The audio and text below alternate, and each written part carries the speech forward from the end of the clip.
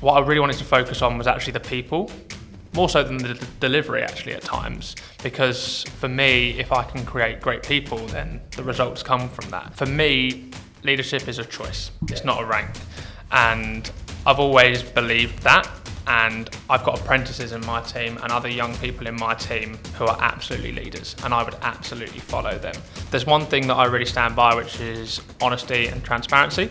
So for me, my teams can't get to our end goal without the facts. So whenever I have information, I will share it, focusing on what's in your circle of control. So trying to understand your responses to someone, understand your actions and your opinions, and really trying to ask yourself, is this the right thing to do? Is this the right way to phrase something or to interact with someone? Welcome back to another episode of Lessons to Leadership. My name's Carl. I lead the software engineering tribe here at Wave Talent. As many of you will know who have listened or watched the podcast before, Lessons to Leadership is about bringing engineering leaders from across the UK together to talk about their journey into leadership, the goods, the bads and the uglies that they've seen. Also trying to understand some of the characteristics they feel good leaders have. I'm delighted to have Sam Prebble join me today. He's currently an engineering manager at Full Credit, has been with the business for a long time and seen a lot through his journey there. So excited to unpack that. Welcome. Hey, thanks for having me. My pleasure. Stars have aligned eventually. We've been trying to kind of get you in for a little while now. So yeah, really excited to kind of unpack some things. I guess to start off with, it'd be great just to give a little bit of an overview of yourself, your background and what you're up to now. Absolutely. Yeah, it's great to finally be here. I know it's taken a while. So I started at Ford Credit as a graduate, as a software engineer, trying to learn my trade coming out of university, which was quite exciting. Quite a big company to go into, quite nerve-wracking for essentially my first proper job. But it was always something I was quite confident going into, something I was really excited to do, and something I wanted to learn and develop in. So I started off as a software engineer, as I say, and sort of moved my way through the ladder, aimed at becoming a team leader, which eventually I did, and more of a senior software engineer, and then started to look into leadership and management. So tried to work through courses, look at leaders around me and understand how they operate and try and take some of their good bits and maybe not some of the bad bits, and sort of put that into practice. And I got fortunate enough a year and a half ago to actually move into the role I am today, which is engineering manager, and lead a couple of teams, a couple of absolutely incredible teams, to be honest. And I'm grateful for the people that report to me and the people that I work with. Awesome, nice. So how long have you been with Full Credit now? So I've been with them for 6.5 years. Wow. And still going strong. Nice. I guess it's not often these days that you see kind of people with that kind of tenure, and as you said, started from the grad side of things and work your way through. So you currently lead 2 teams. How many people in kind of your remit total? So we've got 12 in total for me. Both teams have got 6 developers. Nice. We always want to grow. Yeah. And it would be nice to have more people, but at the moment we've got a nice tight group. Yeah, 6.5 years at Full Credit, as you said, a long time. And about a year and a half ago, you mentioned kind of took the official step into engineering manager. Can you tell me a bit more about that leadership journey and actually how you started to become a leader? Yeah, absolutely. I guess it started before I became that engineering manager, right? It started from me becoming, I guess, a senior software engineer, which happened quite early on. I got the opportunity from my people leader back then to really take on the sort of lead role as a developer. And I sort of used my skills I had to really try and drive the other engineers forwards. What I really wanted to focus on was actually the people, more so than the delivery actually at times, because for me, if I can create great people, then the results come from that. So really what I did was try and understand where our gaps were as developers, and then try and either recommend training courses or look at ways in which we could close those gaps. So that was where it started for me. And then as I was doing that, I realized that actually I wanted to influence more people, and that was really where I sort of saw my strengths. Yeah. And it's something I've also done outside of the workplace as well. So I started to find other roles that people were operating in and understand how they went about their day-to-day work and things I could copy into my role. And I sort of built up this leadership profile from that I wanted to take forwards. When we sort of moved into a really agile sort of product-driven organisation that we did a few years ago, I started to get some opportunities to actually lead some teams unofficially. I wasn't necessarily graded as a leader, but it was a role I sort of took on, and I got to sort of experience my first taste in leadership then. Nice.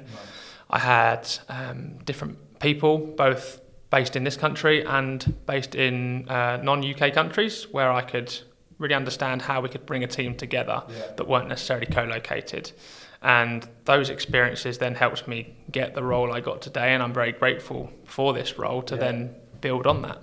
Nice. It's interesting, you mentioned a couple of things there about exploring stuff outside of work as well. One of the themes that has come out of having people on this podcast is actually those outside bits that contribute. What were some of those things? That a lot of people, it's sports clubs and teams. With other people, it's a number of other things. What were some of the things that contributed to you wanting to be a leader outside of work? Yeah, well, sports clubs is definitely one of them, right? For me, I've loved playing hockey ever since I was at school. I've taken it through university and still play today. So I'm an avid member of Chelmsford Hockey Club, and I've been a captain of a team there for 4.5 years. And more recently, actually, in the last few weeks, been fortunate enough to be given the role as men's club captain. So to take that on, thank you. Yeah, so to take that on is a real honour for me, and I'm still quite speechless, and that sort of feeling is sinking in. But it's sort of a showing sign that I quite enjoy leadership and running things where I can. But mainly it's for people. I don't do it for myself. I do it because I want to see people progress, whether that be in the workplace as my developers or our junior hockey players, and seeing them progress through the club and be the best they can be. That's sort of where I see my success coming. If I can move people forwards, if they can get promoted in work or move through teams at hockey, for me, I've done my part. Yeah, 100%. I know we've spoken about it a lot. I'm a big cricket fan myself, and I'm club captain at my cricket club, and I think I've managed to take a lot of the things that I've done outside of work kind of into the work environment as well. You mentioned kind of you started doing a lot of leadership bits before you actually had, I guess, the specific title. How did you do that? Because I know in lots of businesses sometimes you're an IC or you're a manager, and sometimes the lines do or don't get blurred. But what were some of the things you did as an IC that started to allow you to kind of start leading and start coaching and stuff like that?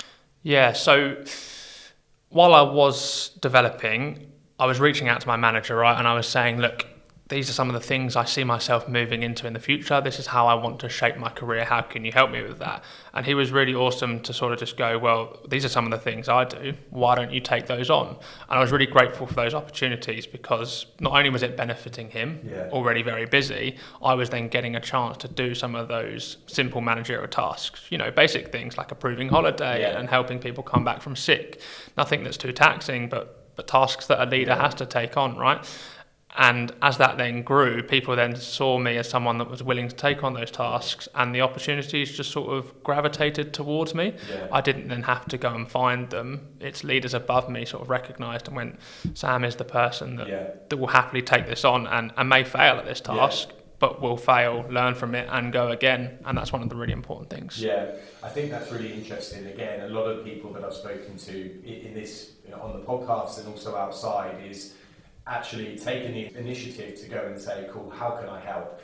Part of the reason that I started the podcast was people I spoke to wanted to be leaders but didn't know how to do it. It was cool, well, if a promotion comes up, then I might get it. But actually some of the themes, and you've mentioned it there as well, is taking the initiative to say, cool, well, how can I help? Even if it's something relatively small and mundane, being that person in the team that your manager can rely on, and then you start to kind of add these things to your profile so that when a promotion does come up, you've kind of got a little list down of, well, I do this and I do this, and it seems like that was kind of one of the big things that helped you as well. Yeah, absolutely. I mean, it can happen, right? It can just sort of fall into place.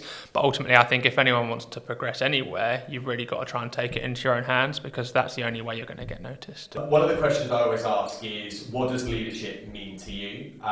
You'd be surprised, or maybe not so, about the differences in answers I've had over the years. But what does leadership mean to you? And more importantly, maybe, has your definition evolved over the years? Sure. So for me, leadership is a choice. It's not a rank. And I've always believed that. And I've got apprentices in my team and other young people in my team who are absolutely leaders, and I would absolutely follow them. So you don't necessarily have to be at the top of an organisation to be seen as a leader. Yeah. So that is something I always try and tell people at work. I always try and get them to believe in that, and that helps them believe in themselves and push themselves forwards. I think as time has evolved, I've become more focused on people, their health, their happiness, their well-being, because for me, I've realised quite quickly that by focusing on those things, the results follow. And if I don't have a happy, healthy team, how are they supposed to deliver me results? So ultimately, I don't focus on the results as the first thing. Of course, we all want good results, and organisations want to move forwards. That's a given. But it's about how you get those. And for me, that's about focusing on the people. Yeah. Whether that be through team recognition or events or just trying to drive people forwards, that then brings the results. So when I think about how it changed from the beginning, when I was an individual contributor, I was focused on the results, right? And I didn't really think about the other people too much. But as I've moved more into this role, that's definitely become the front of my leadership. Yeah, nice. I think I love what you mentioned there about it being a choice, not a rank, and also kind of having people in your organisation that you would follow. How do you encourage that? Or maybe better, how does that actually work in practice, I guess? Because notoriously, lots of organisations that you will know and I know, there is a hierarchy. There is a kind of, you don't necessarily take direction from people below you, but it's above you. So how do you encourage within your teams, I guess, that maybe equal playing field or actually just giving people the ability, no matter what level, to be heard and listened to? How does that work for you? So for me, I always try and tell everyone that there is no hierarchy in my team. There's hierarchy when I need to get something approved, maybe, but other than that, really, person 1 to person 10, everyone has the same view. Yeah. Someone that's been there for 1 day or 1,000 days has exactly the same opinion, and it's as strong as everyone in that room. I've got 2 teams, so it's a lot to manage. Yeah. So I've got 2 team leaders in those teams, and one of those team leaders is an apprentice. She's been with us for 2 years, and there's people that have been there longer that report to her, because she's a leader. Yeah. And it's the same across the business, right? It's finding those gems, it's finding those people who are clearly leaders of your teams and want to be leaders. So I try and prove it to others by putting those people in place and showing everyone that it doesn't really matter how long you've been here. If you want to be a leader, you can be. Yeah. So I guess then the kind of ethos that you have is obviously you run software engineering teams, but you don't necessarily have to be the best software engineer to be in like a leadership position. I can imagine the apprentice you spoke of there, obviously, I'm sure very, very skilled, that there are probably people on that team that have more experience in X. However, it doesn't just mean that because you're the most tenured software engineer, you're the leader, and that's kind of how you look to do it. Absolutely. I mean, the same can be said about me, right? There's people in my teams that are far better software engineers than I am, and they probably know that, but that's because that's what they're amazing at. Yeah. And for me, leadership is what I want to be amazing at, and I'm not amazing yet, but I will get there, I hope. And that comes through sort of learning, listening to others, getting feedback from others on a constant basis and trying to improve. So if we can keep doing that, I think we're winning. What are some of the key qualities and characteristics that you believe every effective leader should have? So there's one thing that I really stand by, which is honesty and transparency. So for me, my teams can't get to our end goal without the facts. So whenever I have information, I will share it, sometimes probably too early than is necessary, but in all honesty, I think that helps them. That helps them make the right decisions. Sometimes we make the wrong decisions as well, and that's okay, because we'll learn from that. And it's about making sure everyone understands that they can make the wrong decisions, they can make the wrong choices, and not be fearful of that. Because if you're fearful of doing something wrong, you probably won't attempt it in the first place. Yeah. And if it was the right thing to do and you've not done it, then we've missed out. Yeah. So for me, that's what's really important. I think I've spoken to lots of people over the years who, again, have one of the biggest reasons that people will speak to me is when they're looking for new jobs. And one of the biggest factors is we don't necessarily have that element of transparency. We've seen it, across the last 18 months or so with companies being bought, acquired, shutting down, all that kind of stuff.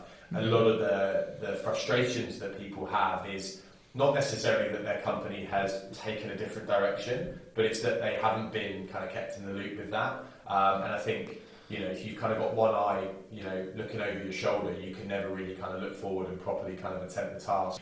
We spoke about before as well, kind of like trust being kind of, one of the, biggest pieces for you. And you mentioned there kind of about, everyone having the trust they need. How do you instill that trust with teams? Because again, lots of people will come to you having worked in other places that might not have that. What are some of the things that you do to kind of really make people feel comfortable and make people feel trusted and have ownership to go and do kind of X, Y, and Z? Great question. It's definitely not something you can do instantly. Yeah. Right? It's something that requires a lot of time. Yeah. You can work on it, absolutely, but you will have to have time to sort it. And for me, it comes from leading and showing people that I trust them through my own actions. So it's about letting people do what they think is right and getting the work done. And if that's them having to take time out, or if that's them having to leave early because they've got an appointment, or if that's them having to come and ask for something, it's all of those things combined. I don't ask someone to give me daily updates. I don't really ask for people to keep me in the loop on every single thing as if there's one eye over their shoulder, because they're going to be fearful of mistakes and someone watching. So it's about trying to actually take a step back sometimes and maybe be a little less involved and just showing them, you guys have got this. Go and do it and learn along the way. I'll be there if you want to escalate, if you need a hand, or if something goes wrong, but ultimately just give it a go. Yeah, definitely. And I think probably something you mentioned earlier about your definition of leadership being, making people happy. I think there's probably a combination of the combined, right? If you give people trust, they're probably happier. If they're happier, they feel more trusted. Like you said there, absolutely. We've spoken about it with your full credit are brilliant in regards to the flexibility. You're able to get in early and drop your daughter off, and you can kind of leave a bit early, but you're trusted to, cool, we know that, Sam does what he needs to do. If you need to log on in the evenings and stuff like that, you do that, as I know we've spoken about. So you show that you've got trust from your aboves, and I guess you then feed it down. Absolutely, yeah. And right, I have one-to-ones with everyone, so they know I'm around, they know they can come to me, and we all sit on the floor together, right? There's no more cubicles, there's no offices, there's no fancy places where all the leaders sit, right? You sit in amongst the team, right in the thick of it, and get involved, and ultimately, when you're there together, you can trust each other, you can rely on each other to do the right thing. Yeah, and I guess kind of just came into my mind there, kind of COVID times, everyone was very much remote and stuff. Did you see a difference between, I guess, the trust element of things from working from home, from being back now in the office? Because I know predominantly you as a business are about 3 or 4 days in the office. Do you see it working better now you're all in the same environment more regularly? So I guess at the start of COVID, it was a bit of a weird learning for us all, right? No one really knew what was going on. We didn't know if it was 5 minutes or 5 years. It turned out to be a few years. But now that we're back in this hybrid model, it's definitely a benefit for all of us. I think we found a really good balance, and we've moved sessions, we've moved collaboration times to our days in office to really maximise the time that we're there. We still really benefit from being from home, and I don't think we'd ever want to change that, because as developers sometimes you just want to stick on a pair of headphones, get stuck in and go. But we have all our agile ceremonies, we have those other sessions with people, and that's when those days in office are so valuable, because we're together, we are coming up with ideas, we're whiteboarding sessions, and again we're trusting each other and using each other to make fact-based decisions to get the right results. How important is self-awareness in leadership? And the second part to that is, what strategies can leaders use to improve that self-awareness? So I think if you want good people and you want them to do well, then you have to demonstrate it yourself. Yeah. Right? So you have to be aware of your own behaviours and your own leadership style, because it will rub off on people, some more than others, but it's important that everyone will probably be affected. And I spoke about it a little bit earlier with sort of hockey and moving younger people through the club. It's the same in the workplace. And when you've got new apprentices, new graduates, or young starters, they will look up to those who are in leadership roles. It's only natural for them to sort of look through the organisation and try and find people to work with. So I think you have to really set a good example, but you have to know what example you're setting. So sort of one thing I look at to try and improve myself is feedback. Yeah. So that's giving feedback to others, but also trying to receive my own feedback. Yeah. I have one-to-ones with people where I constantly ask them if they've got anything for me, if they've seen any areas of weakness or areas where I can improve, and really take that on board. I'm fortunate that I can ask people that report to me, but also people I report to and beyond those questions. It's a very open organisation where people are quite honest, and they will tell you at times when you've done something wrong. Yeah. And again, we touched on it earlier that doing something wrong isn't bad. It's just a chance to get something right in the future. Yeah, I completely agree. And I think, again, I'm starting to see a theme here about kind of your leadership style and the environment you've created. Again, kind of, I said it a moment ago, but creating that environment where people are happy, they feel trusted. Then when you go to self-awareness and you go to one-to-ones, they feel happy and they're open to saying, well, actually, I think potentially as a leader, maybe I could do with better support in this area, or better support here, or actually some feedback for you might be this. And it kind of creates that two-way street, I guess, which sounds super important. But love it. I think it sounds great. What role do you think empathy plays in effective leadership? And I guess, two-part, as I've done before, is how can we as leaders cultivate empathy within interactions and the teams? So I think leadership is many things, and empathy is definitely one of the words that makes up leadership. I'm fortunate enough to have done some mental health first aider training through work. I think that's played a big part in the leader that I am today. I got to do that at the start of this year, and it's really taught me that everyone is different. Yeah. There's going to be really different scenarios that you come across throughout your journey, and while I've only had a few scenarios so far, I'm sure that will grow, and it's given me the chance to really understand how to adapt to each person. So as a leader, we can't just be one person. I think we have to adapt, right? And we have to look at who we're speaking with, whether it's a group or an individual, and play that situation differently, probably every time. Yeah. Because that individual may be coming to you for a happy reason, for a sad reason, for advice or guidance, and each time you need to respond in the right way. Yeah.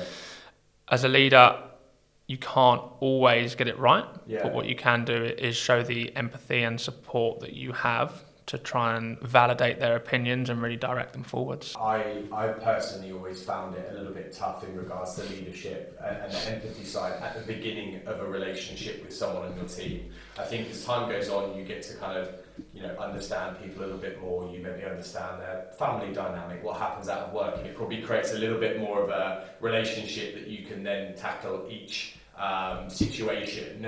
You've mentioned kind of that you have people of all kind of levels within your teams. How do you go about kind of, I guess, creating those relationships with new people on your team so it allows you to respond in the right way so you understand them a bit more, if that makes sense?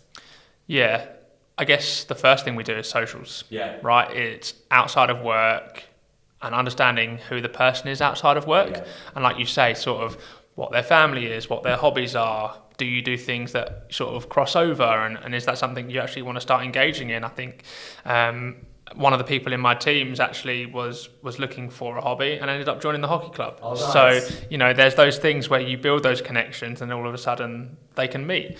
So what's really exciting about out of work socials is it's a time for people to let their hair down, it's to understand each other, and then you can bring that connection back into the workplace, right? You know someone better, you can understand why they may be acting in a certain way or why they may be not doing so well at work, and you can sort of support them and go, right, how can I help you? Is that through time off? Is that through, a bit of extra support here in the workplace, and really understanding sort of what that person is about? Yeah.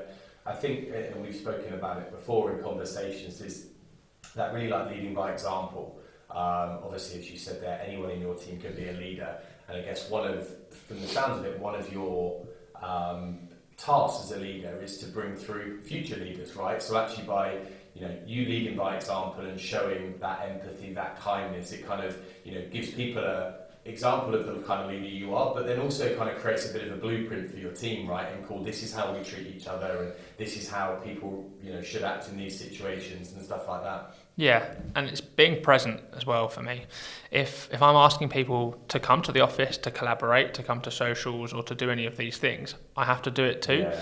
If I'm not displaying those behaviours, if I'm not doing the things I'm asking them, why should they do those things? So as a leader, you have to take on extra responsibility, right? That's why you're a leader, and you have to realise that actually, that means a bit more extra time, a bit more dedication, but ultimately you're doing that because you're supporting multiple other people. It's a one-to-many relationship, right? Yeah. And you're really trying to spread that message and support others. Can you share a leadership success story from your career, and also kind of what lessons you learned from that? So for me, the success of my leadership is the success of others.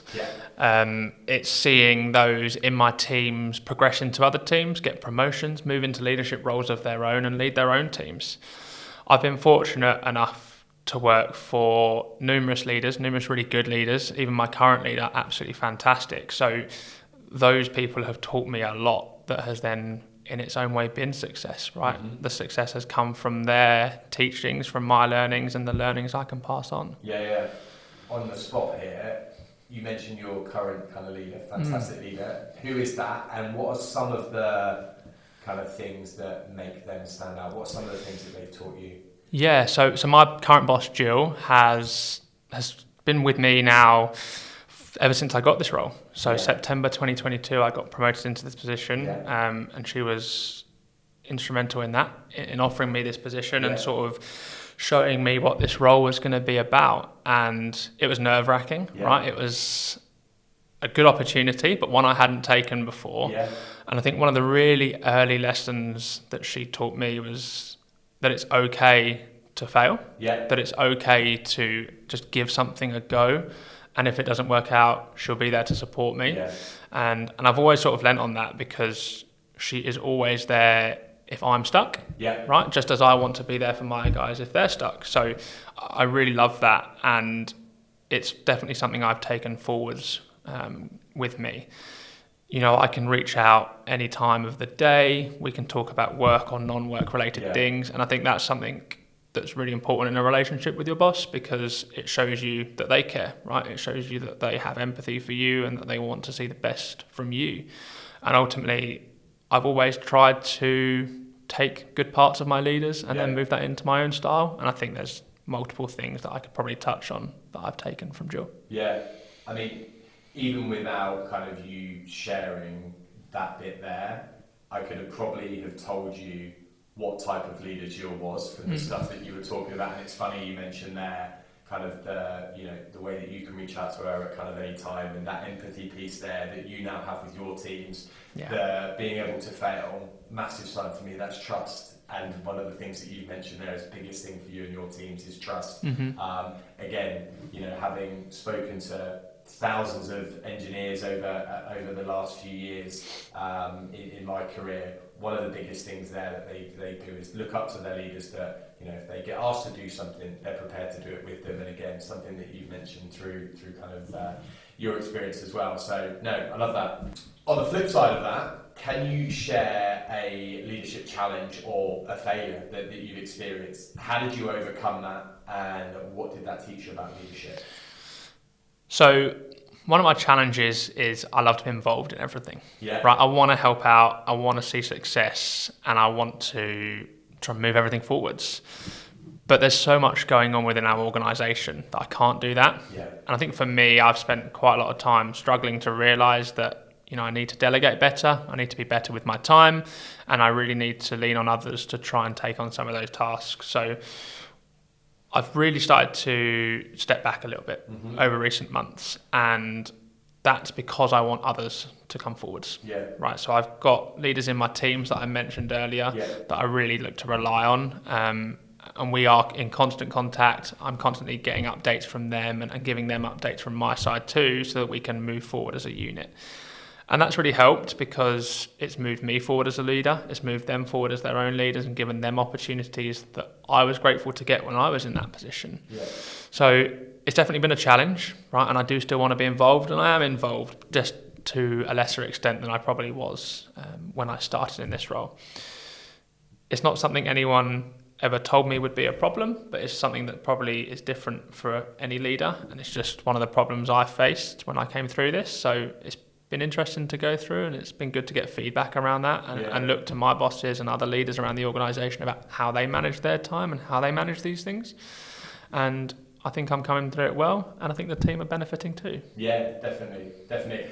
One of the things that I speak to a lot about people who come on the podcast as well is about when they do step into that, the leadership role or whatever it might be, time management, being able to delegate, wanting to kind of be involved in it, is something that I personally find very difficult myself. How do you identify the right people to delegate stuff to? What I mean by that is, do you try and give it to people who you think are going to be future leaders? Do you kind of just spread it out equally? I guess, because some people do just want to kind of head down and sit down and be ICs and code away. Mm-hmm. How do you do that in your teams? How do you work out what goes where? Yeah, so we've got people that show themselves, right? They are obviously up for a challenge, up for an opportunity, and want to take on tasks. I can think of a couple of devs off the top of my head that are great individual contributors, but also love doing the extracurricular stuff. Yeah. And for me, when they come with those sort of open arms of, give me something, let's do this together, it's great because I can then lean on them and I can go, right, here is a task. One example I think too is a dev that took on our sort of training ladder most recently. Mm-hmm. So it was something I was really passionate about, but really just didn't have the time. And what he did was actually go away, interact with the third party and really build out what I think is a fantastic training ladder. And it takes a developer from day one to day 100, and there's tons of content and people probably won't complete it. There's that much in there, but it's just a sign that others have got great ideas and they've got the tools to complete these things with just minimal help. And that engineer there, is that someone that you kind of envisage that will be a future leader? Absolutely. I think everyone has got leadership within them, and some people will progress that and some won't. Some will definitely want to go down that SME route and be a real talent in their field. But I think I'm blessed to have multiple leaders in my team, in the organisation, right, in other people's teams as well. And it's about just finding those people and giving them the opportunities. Kind of a bit of an offshoot from the original question there, but interesting and kind of just sprung to mind. What are some of the attributes that you see in people that you think that would make a good leader? I guess for anyone listening to this podcast that wants to be a leader, maybe they're an IC now and they might not be on that journey yet, but are there things that you as a leader look at and say, oh, there's a glimpse there of something that could be this or could be that? Yeah, so great question. There's definitely a couple of things we can say here, right? And one of those is noticing things outside your role. Right. So, keeping your eyes open, keeping your ears to the ground and seeing what's going on around. So I work in a massive organisation. There's always things going on and you notice people pick up on those things, right? They're outside of their team, but they're engaged. They go, I should probably get stuck in here. I should help. And it's those people that make great leaders because they're always keen to understand and support outside of their teams. Anyone can be a really good leader within their team, but if you want to be an exceptional leader, you've got to try and support others and you've got to try and bring the organisation along for the ride. In today's rapidly changing business landscape, what are some of the most significant challenges leaders face, and I guess how can we address them? So we have to try and stay up to date. We can't stand still, because if we stand still, everyone else is moving forwards. And I think within Ford specifically, we're fortunate to have a lot of people that have been with us for a very long time, and that's probably not the case anymore in our organisation or in our world, because people move around, so we have to understand that everyone's different. Now, we might have someone that's been with us for a few years that wants to move on, or someone that might actually want to stay for their whole career. And either person is fantastic, and it's about utilising those people for the time you have. Yeah. So for me, I have to try and keep researching, keep learning, keep asking for feedback, and keep seeing what's going on in the outside industry, right? Not just within my role and my company, but seeing what others are doing, because if I don't, then we're going to stay behind. So I like to go to events. I like to come here to events that you run, and other talks and other things online, and listen to podcasts online where I can learn and bring those things into my workplace. Yeah. Sometimes they don't work, but we put them in front of the team and we try and take a direction. And if it sticks, great, let's go with it. If not, we'll roll back and run something else. Interesting. What are some of the podcasts that you've listened to? Any that kind of stand out that you'd recommend to anyone listening or watching? There's probably too many to pick from, and I'm probably not an avid listener of everything, so I don't necessarily stick with something for too long because I like to try and touch on different aspects. But for me, if you can find one you love, then run with that, because there's a lot of good people out there that are saying great things, and ultimately, if it works for you and the team, then perfect. It doesn't have to work for everyone. And don't be afraid that it doesn't work for you. Just because it worked for someone else, it may not be perfect for you too. Diversity, equity and inclusion, hot topic, and one that's kind of pretty crucial for leadership today. How can we as leaders foster a more inclusive and diverse workplace, and why is that important? Yeah, for me, now I've been in this role for over a year and a half, I've been fortunate enough to get to hire some people, which has been awesome. And through that comes diversity, right, and inclusion, and making sure we get the right people. So for me, with our interviewing, we have diverse interview panels, right? We make sure that we spread it out and we get the right people in the right spaces. If we hire too many of the same people, although they probably are fantastic people, we won't challenge each other. We'll put an idea forward, and because we're all the same, we'll all agree. We want someone that's not the same to not agree and to challenge that idea, because not every idea is right. Definitely. And that's where those people are really important. So in my team, I'm lucky enough to have a really diverse team, and they challenge each other. Ideas get put forward, people pull it apart, and we really get stuck in. And that is how we've probably delivered some of our best results, is by having that diverse team and having those people come together to challenge each other and move forwards. 100%. I completely agree. I mean, as we've spoken of before, here at Wave, we're pretty much 50-50 across male and female, and have a great split of kind of other diversities within the teams, and it was exactly for that reason. You get the same people in a room, they're going to agree, and ultimately, I think positively challenge is something that we kind of talk about here a lot. Is actually cool. Actually, maybe agree, but why don't we think about this? Or have you thought about this way? And it massively works. And I mean, I would have thought with the nature of your business as well, the more diverse your teams can be, your customers, right? You've got a huge customer offering of millions across the globe. Actually, the more diverse people you've got internally, you can then understand actually kind of how everyone else might interact with your software and your cars and all that kind of stuff. Yeah, absolutely. I mean, when you think about Ford, right, and its customer base, it's going to be diverse, right? With the millions of customers it serves around the world, how can it not be? So we have to be ready for that. And within software engineering, it's going to be more male dominated. It's the way the industry has gone. But we're here to change that. We're here to show women and other diverse groups that that's not how it should be in the future. We work with some programs that offer us some really great support and offer us some really fantastic talent that help us move forwards. And our teams are growing in the right spaces.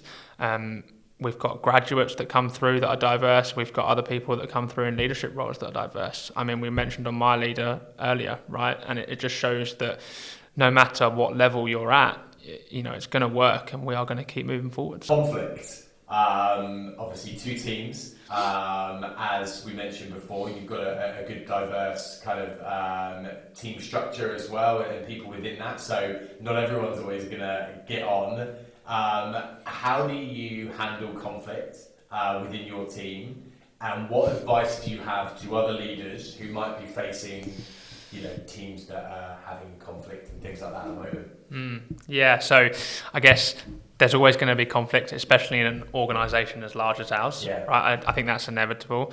And for me, something I've always held on to myself is focusing on what's in your circle of control. Yeah. So trying to understand your responses to someone, understand your actions and your opinions, and really trying to ask yourself, is this the right thing to do? Is this the right way to phrase something or to interact with someone? Because when doing that, sometimes, you take a second and you go, no, that's not the right way. That's not the right response. That's not how I should interact with someone. When I've got people in my teams trying to deal with conflicts, I like to try and support and understand from their perspective. So I'll try and chat to someone and I'll go, hey, what's going on? Talk to me about what the end goal was. Right? Where were we trying to get to and what stopped us getting there? And then when we take into their perspective and others that are involved, we can really try and understand how we got there. Yeah. And then overcome that. It's not always going to be something that happens overnight. It's going to sometimes take a little bit longer, but with outside perspective, you can really try and find that resolution. So for me, it's focusing on that end goal, sort of seeing where that blocker was, trying to resolve the blocker and move forwards. I guess I've been fortunate that any conflict I have had has been small and easy to manage. I'm sure one day there'll be something that's probably too challenging for me and I'll have to reach out for advice. But for now, I think we're doing well and resolving things when they come up. Yeah, I think as I mentioned there, it's not a double-edged sword, but when you create diverse teams, you're going to have people that don't agree on things. Yeah. And I really like what you said there. One thing that I've spoken to others and I try and use is control the controllables, and that's your circle of control that you speak about.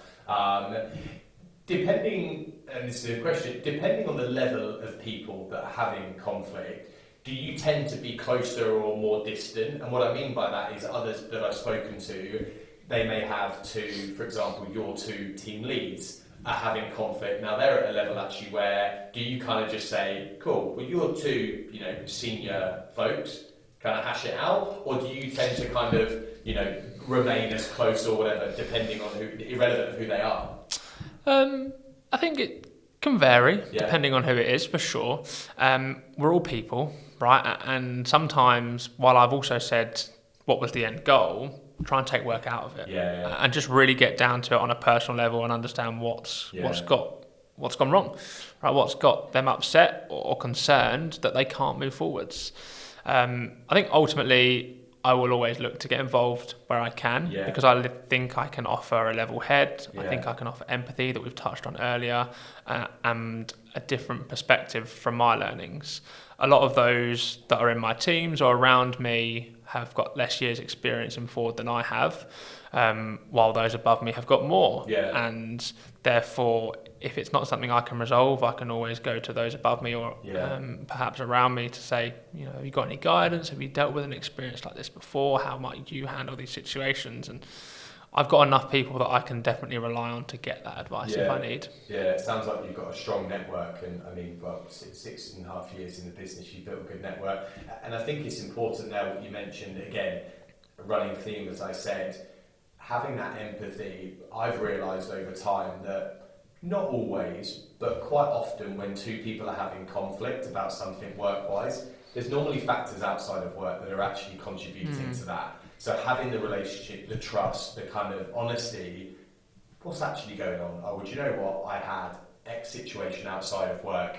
Cool, right, that now makes sense. And actually being able to understand that and have a relationship on that level, a lot of the time, not always, a lot of the time I find that sometimes conflict is caused by stuff actually not around that at all. It's something else that's kind of come into that. Yeah, I think we've all been there, right? Everyone has had difficult moments in their lives, whether they've been recent or in the past. And sometimes, your head's not in the right place. And as a leader, you have to pick up on that. Sometimes the signals aren't there. You have to be aware, and you have to probably look at someone and go, that's not normally how they behave.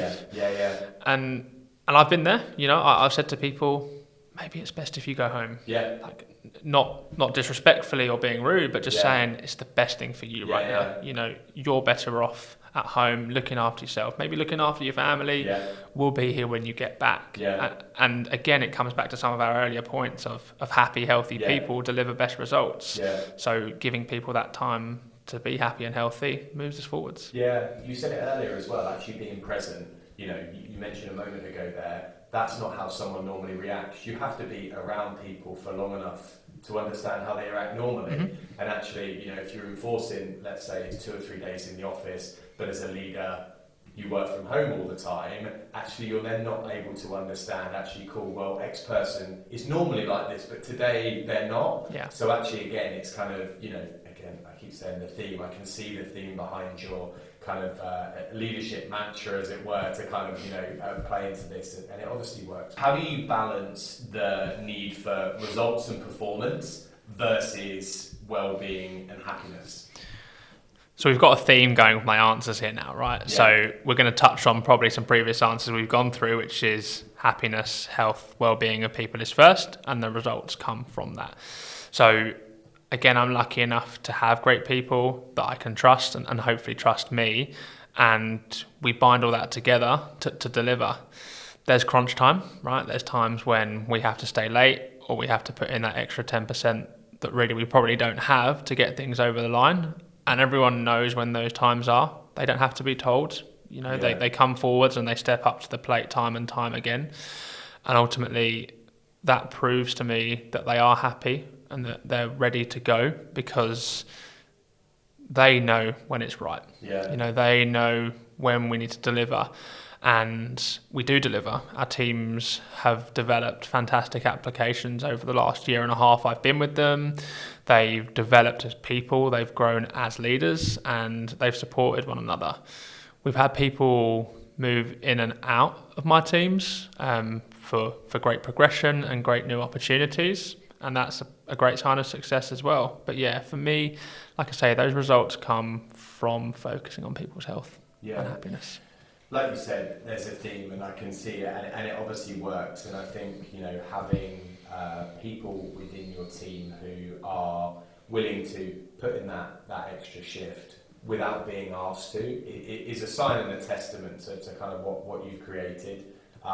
It's not always that easy. Trust me, I've spoken to people where that kind of balance of results and performance sometimes overweighs, if it were, the kind of well-being, and you get people that do end up being burnt out and unhappy, but they delivered the kind of perfect product. But it sounds like you've kind of nailed a nice balance there. Have you had the experience where new people have joined and it isn't as easy to, I say, get them to put in that shift, because some organisations are different, where some people are maybe a little bit more 9 to 5 kind of, that's it, it'll be picked up tomorrow, and obviously in instances you need a little bit more. Have you had people that have joined that it's a new way of working and it's kind of not like this at their old place or something? Yeah, it's definitely not for everyone. Right, but what's important is I wouldn't ask it of everyone. It's, well, I want to do it, or they want to do it, should I say. So it's never forced.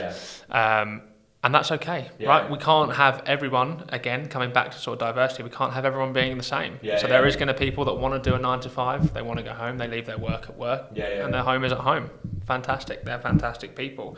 And then we've got people that want to keep going, and they want to do bits and bobs when it fits them. That might be at 1 a.m, but then and that might be different for everyone, and they're fantastic too. So it's a great balance, right? And I'm not going to sit there and tell people how they should manage their time, because ultimately people have things going on, right? There's things they want to share, there's things they don't want to share, and it's only for them to manage their time. If someone's struggling, I'll reach out and I'll say, I've noticed these things are going on, how can I help? But again, it's not from I'm expecting you to do this or demanding you do this sort of behaviour. It's understanding their life, what they're doing, and how we can support. But ultimately, I think right now, people are doing a great job and we're delivering results. Yeah, mate, it sounds like you are. Well, I've kind of seen it. I've had the pleasure of coming to visit you not too long ago in your space, and it was really cool, and some of the stuff you guys are doing are great. So, look, thank you so much for coming in. And Thanks for having me. Glad we managed to kind of get it in. I guess kind of last question, and not on the leadership, what's next for you? What's the kind of journey for you over the next kind of 6, 12, 18 months? Is there a next promotion? Is there kind of a big project you're working on? What can we see from you over the next year or so? For me, I'm just grateful in the role I'm in, Yeah. right? It took me a while to get here, and I had to sort of prove to myself that I was ready for this step up. So no promotion right now. Yeah. A promotion's always wanted, but definitely not expected right now. I don't sit still though. Like, I will always look at those above me and try and emulate some of their behaviours, look at some of the tasks and things they deliver, and think to myself, are those some things I can take on, right? Just how I started out my journey of taking on my leader's responsibilities. I'll always be there to take on those opportunities, because for me, I like my plate to be full, right? For me, I can't be sitting still. So, we'll keep a lookout and we'll see what's available. But right now, focusing on the people, focusing on the results, and moving forward as a team. Brilliant, mate. Thanks so much again. I think for anyone that listens or kind of watches, they'd be able to see how much you care about your people, how much you care about the teams that you have, and proof's in the pudding. Some of the stuff that's coming out of Ford in your teams at the moment is really exciting, and that's testament to you and your colleagues. So well done. Thank you very much.